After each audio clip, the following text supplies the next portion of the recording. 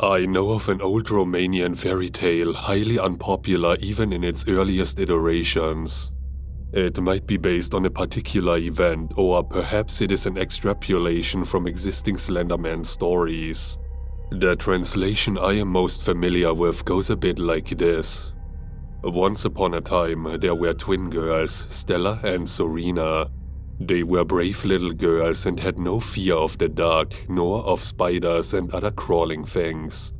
Where other young ladies and even young boys would cower, Stella and Serena would walk with their heads held high.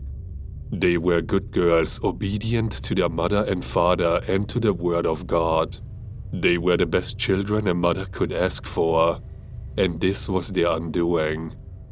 One day, Stella and Serena were out with their mother gathering berries from the forest. Their mother bid them stay close to her, and they listened, as they were good children. The day was bright and clear, and even as they walked closer to the center of the forest, the light barely dimmed. It was nearly bright as soon as they found the tall man. The tall man stood in a clearing, dressed as a nobleman, all in black. Shadows lay over him, dark as a cloudy midnight.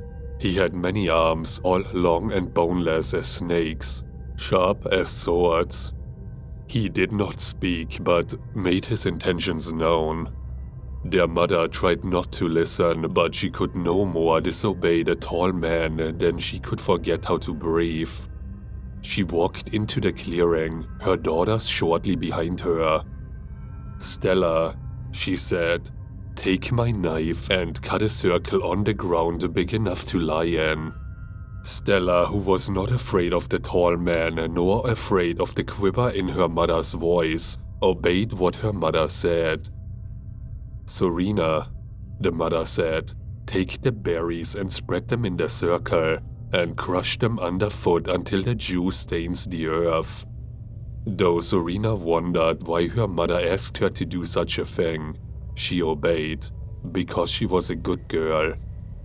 "Stella," the mother said, "lie in the circle." Stella, though worried she might stain her clothes, did as her mother asked. "Serena," the mother said, and told Serena to cut her sister open with the knife. Serena could not, would not.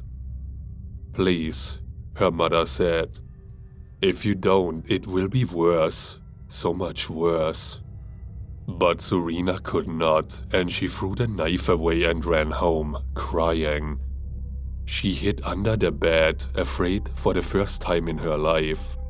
She waited until her father came home from the fields and told him of the terrible thing she had found in the woods. Her father comforted her and told her she would be safe. He went to the woods, his axe in hand, and as he commanded, she stayed at home, waiting for his return. After some time, she fell asleep. When she woke, it was to the sound of knocking on her door at the darkest hour of the night. "Who is there?" she asked.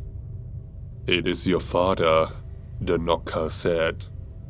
"I don't believe you," said Serena. "It is your sister," the knocker said. "It cannot be," said Serena. "I am your mother," said the knocker, "and I told you it would be worse." The door, locked tight before her father left, fell open as if it had been left ajar. Her mother stepped in, her sister's head clutched in one bloody hand, her father's in the other. "Why?" wept Serena. "Because," her mother said, "there is no reward for goodness, there is no respite for faith, there is nothing but cold steel teeth and scourging fire for all of us, and it is coming for you now." The tall man slid from the fire and clenched Serena in his burning embrace, and that was the end of her.